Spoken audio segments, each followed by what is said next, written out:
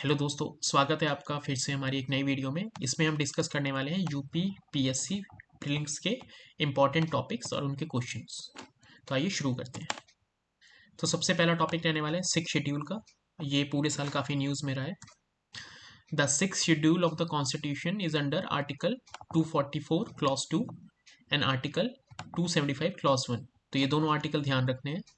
It is provided for the administration of tribal areas in Assam, Meghalaya, Tripura and Mizoram. तो six schedule खाली 4 states के लिए applicable है, असम, मेघालय, त्रिपुरा एंड मिजोरम। ये याद रखने हैं। It empowers the governor to create autonomous district councils and autonomous regional councils in these 4 states. और इनका कॉम्पोजिशन होता है not more than 30 members, out of which 4 are nominated and while the rest are elected. मतलब total 30 members होंगे max to max, जिसमें 4 nominated होते हैं governor द्वारा और बाकी रेस्ट इलेक्टेड होते हैं। और इसका एक एक्सेप्शन है बोडोलैंड टेरिटोरियल काउंसिल, जिसमें टोटल मिला के 46 मेंबर्स हैं। The six schedule confer the following executive, legislative and judicial powers. तो इसमें तीनों executive, judicial and legislative powers होती हैं, ताकि वो अपना सेल्फ रूल कर पाए उस एरिया में। तो ये 10 हमारे ऑटोनोमस डिस्ट्रिक्ट काउंसिल हैं। आसाम के पास 3 है, मेघालय के पास 3 है, त्रिपुरा के पास 1 है और मिजोरम के पास 3 है। इनके नाम याद रखने बहुत इंपॉर्टेंट है, क्योंकि ये पूछ सकता है कि कौन सा ऑटोनोमस डिस्ट्रिक्ट काउंसिल किस स्टेट में पड़ता है। तो त्रिपुरा का तो पता ही चल जाएगा, Tripura Tribal Areas District. Assam का है North Cachar Hills, Karbi Anglong District and Bodoland Territorial Areas. Meghalaya में जो वहाँ की 3 मेन ट्राइब है उन्हीं के नाम पे है, खासी, गारो और जैंतिया। मिजोरम में है चकमा, मारा और लाई। अब देखते हैं fifth schedule. The fifth schedule of Indian constitution deal with provisions related to administration and control of schedule areas and schedule tribes. तो ये हम कैसे डिसाइड करेंगे कि कोई भी एरिया शेड्यूल एरिया है नहीं? तो उसके लिए देबार कमीशन ने कुछ कंडीशन रखी थी कि preponderance of tribal population which should not be less than 50%। मतलब जो ट्राइबल पॉपुलेशन है उस एरिया में 50% से ज़्यादा होनी चाहिए। compactness and reasonable size of the area, underdeveloped nature of area, marked disparity in the economic standard of the people as compared to neighboring areas। तो ये चारों पॉइंट बहुत इंपॉर्टेंट है, एग्जाम में पक्का पूछे जा सकते हैं और इसमें देबार कमीशन ने ये ध्यान रखना है। The fifth schedule of constitution deals with management and administration of schedule areas and schedule tribes. तो इसमें आर्टिकल 44 क्लॉज 1 है, उसमें सिक्स शेड्यूल में था article 44 clause 2। The provisions of fifth schedule shall apply to the administration and control of scheduled areas and scheduled tribes in any state other than state of Assam, Meghalaya, Tripura and Mizoram, क्योंकि उसमें वो states आते हैं schedule 6 के अंदर। Declaration of schedule areas. The president of India is empowered to declare a schedule area. He can direct that whole or any specified part of schedule area shall cease to be a schedule area. तो president specify करता है कि ये area schedule area है या नहीं। The president can increase or decrease the area of any schedule area in a state after consultation with the governor and also alter its boundary lines but only by way of rectification of boundaries. अगर मान लो president को किसी schedule areas की boundary change करनी है, बढ़ानी है, घटानी है, तो वो कर सकता है after consultation with the governor. तो शेड्यूल एरियाज में होते हैं ट्राइब्स एडवाइजरी काउंसिल, जिसमें मैक्सिमम 20 मेंबर्स होते हैं।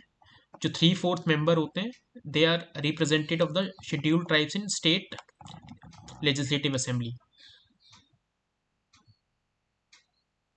ये बनाए जाते हैं to deal with the welfare and advancement of schedule areas in tribes. A similar council may be established in any state having scheduled tribe but not scheduled area if the president direct।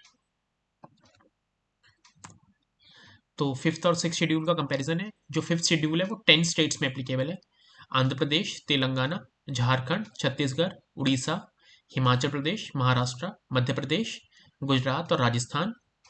और जो six schedule है वो खाली 4 state में applicable है। इसको declare करता है शेड्यूल एरियाज को प्रेसिडेंट और उनको करता है गवर्नर। तो इससे अगला टॉपिक है न्यू लेडी जस्टिस।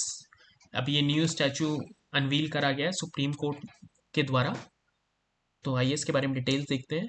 ये जो पुराना स्टैचू था लेडी जस्टिस का, उससे कैसे कैसे डिफरेंट है। सबसे पहला डिफरेंस है आंखों में।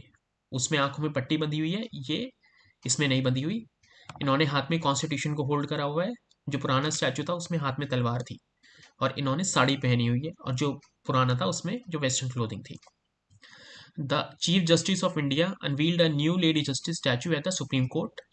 The new statue replaces the previous version and is clothed in sari, holds scales in one hand and Indian constitution in other, with its eye uncovered, symbolizing the justice sees all equally. जो हमारा पुराना lady statue था उसको depict करा गया था Calcutta high court 1872 में and Bombay high court.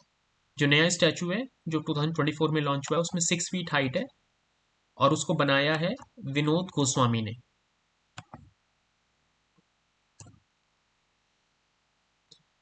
अभी भी उन्होंने होल्ड स्केल्स को होल्ड करा गया है, emphasizing the need for balancing weighing evidence and arguments. It breaks free from colonial influences aligning with contemporary Indian values. और इसको कहाँ प्लेस करा गया है? जजेस लाइब्रेरी में, सुप्रीम कोर्ट की।